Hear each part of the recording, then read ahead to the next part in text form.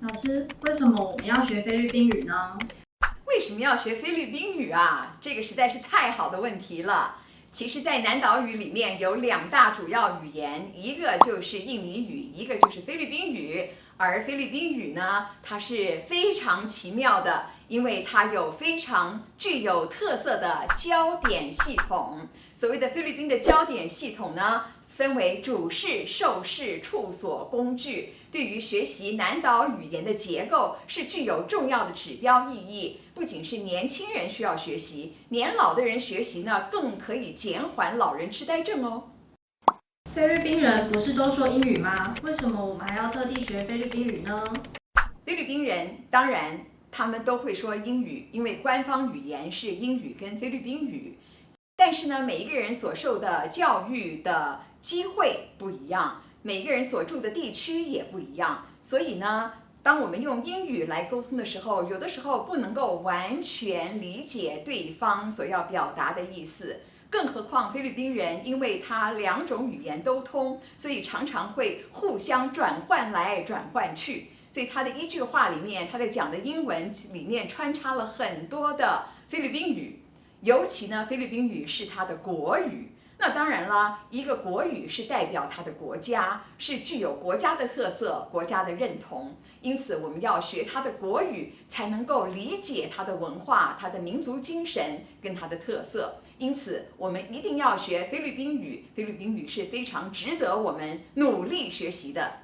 大家好，欢迎大家来修习菲律宾语解密这个课程。为什么叫做解密呢？表示说这个课程有它相当的难度，有它相当的秘密在里面。那我呢是中正大学语言所的教授何德华何老师。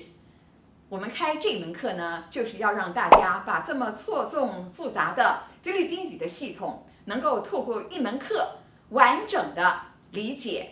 尤其呢，能够建立一套完整的南岛语的语法系统，这样你学习其他的南岛语呢，能够打下非常好的基础，也能够提供你们具备第二语言学习的创新思维。所以呢，如果你跟我们一块儿来学习，就可以打开你们新南向的地图，而且能够发掘你以前从来想不到的奥秘的奥秘。在这个课程当中呢，我们会分成三大主轴。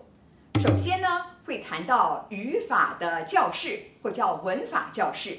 在这个文法教室里面，我们会特别的透过每一周的文法教室，让同学们了解菲律宾语的特色跟它的语法。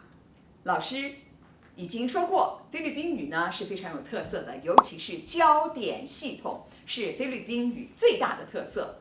那它有4个主要的焦点：主事、受事、处所、工具。所以这对于我们学习南岛语的结构是具有指标意义的哦。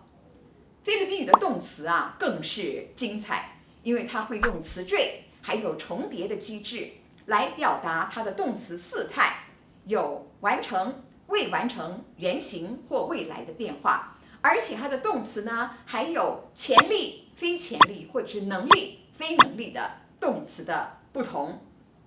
此外呢，不仅是动词，它的代名词一出来就要有格位变化，而且有3种格位变化。那它的词序呢，也是跟我们中文不一样的。它的词序还要随着那个代名词的长短来起舞，它不一样的。另外呢，还有这个它里面有一个所谓的系词，也就是强力胶或粘着剂。它是扮演着无所不在的粘着的角色。有一些东西要用强力胶粘起来，有一些是不要粘起来的，所以你还要学习它的规则是什么。那么在我们学习了这么错综复杂的菲律宾语结构之后呢，哇，我觉得真的要拿出我的数学运算，我的好的心算能力，才能够将菲律宾语的动词给它做得正确能够讲得清楚。最后呢，就是我们学了这个复杂的菲律宾语结构之后，它会有助于我们学习其他南岛语系的语言，尤其是台湾原住民的语言，还有东南亚群岛的新住民的语言。所以这个语言呢，是你的基础，而且是非常重要的根基。当你最难的都学会了之后，那么简单的，那已经不是问题了。接着呢，我们会透过故事的文本来呈现。在文法教室之后呢，我们会透过不同的故事文本来介绍菲律宾语的结构。这里面呢，一开始我们会用猴子被附身了这个故事作为打头阵，也就是将这个故事里面我们所有要教的基本的理论都在这里先把它解释出来。然后呢，我们会有其他5个故事：误闯熊宅、战胜大野狼、梨子没了、青蛙跑了，最后再加上防疫大作战。好，所以将各种童话故事透过菲律宾语的结构把它呈现出来，而且呢还能够配合2020年新冠肺炎这么严肃的考验啊，在这个防疫上面大考验，我们要透过洗手来保护我们个人的安全。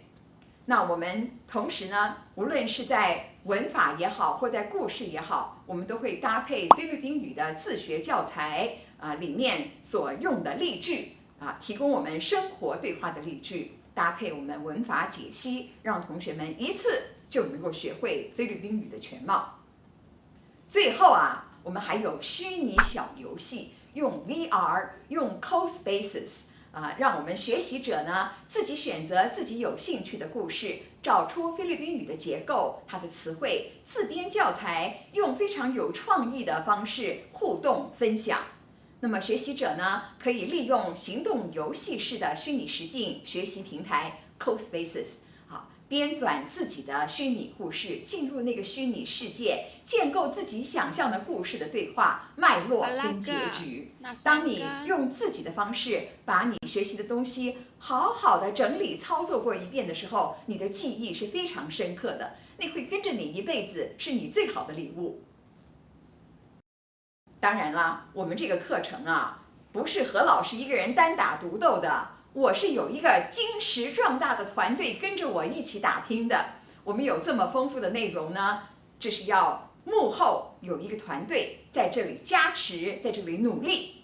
那首先呢，这个所谓的这个虚拟 VR 小游戏是透过我们5个美女学生5个同学，他们呢也是我的研究生，他们将这个5个故事把它一个人负责一个文本，把故事编纂成好玩有趣的动画虚拟小游戏，跟同学们一起分享。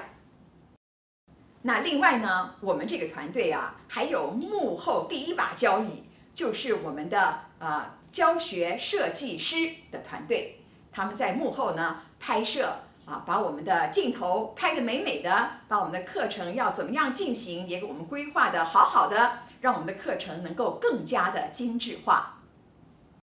最后呢，我们这个课程呢最重要的团队就是我们菲律宾语的助教或者就是我们菲律宾语的老师嘛，对不对？有了他们是母语使用者，给我们正确的发音的引导，而且呢在旁边跟着我们一起将语法做非常精准的解说。所以呢，我们必须要在这里跟大家特别介绍我们这2位 Kat 跟 Krista 这2位助教。There was an American and a Filipino in an elevator. The elevator opened and another Filipino was outside. He said, "Baba baba," and the Filipino inside said, "Baba ba." 好，那刚才呢 Kat 讲了一个笑话，那我们请他给我们解释一下这里面的梗到底是什么。To others, it might seem like just a bunch of words, "Baba baba," "Baba ba," but it actually means, "Is this elevator going down?" And the other Filipino said, "Yes, it's going down." Filipino is a very difficult language to learn, but it's also quite funny at times and very exciting, and you will never be bored. And just like the famous Filipino tourism tagline, it's more fun in the Philippines, therefore learning Filipino could be fun. Kaya tara na, alamin at aralin ang aming pambansang wika, ang Filipino. 刚才呢 Kat 解释了这个笑话，对不对？那这里面你听到吧吧吧吧，这4个吧是怎么回事呢？前面3吧是未来式向下吗？然后最后一个吧是说是不是吧吧吧吧？然后呢，它的答案是是的，是向下 ，future tense 爸爸爸啊，那它的词根是爸爸，懂了吗？